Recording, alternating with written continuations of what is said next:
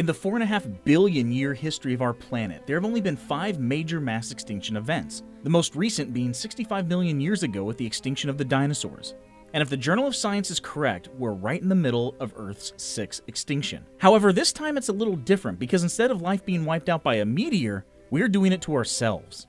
Everywhere you see around the world, habitat destruction continues apace. We don't know.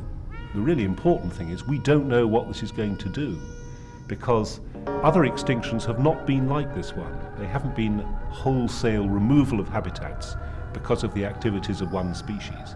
Habitat destruction can be a number of things, like the deforestation in China destroying the giant panda population, or the rising global temperature affecting the polar bear, to entire generations of marine life lost to the BP oil spill of 2010. But this is only part of the equation. There's also the continuing problems of humans killing everything. Japan made headlines recently after continuing their whaling operations even after it was banned by the United Nations highest court. And despite the 1986 IWC ban on commercial whaling, it's still being practiced by not only Japan but also Iceland and Norway.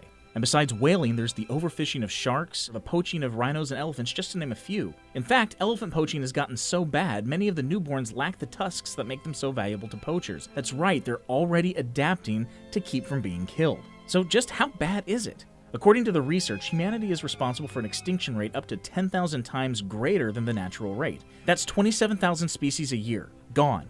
And up to 50% of all living species gone by the end of the century. That is, unless we can do something about it.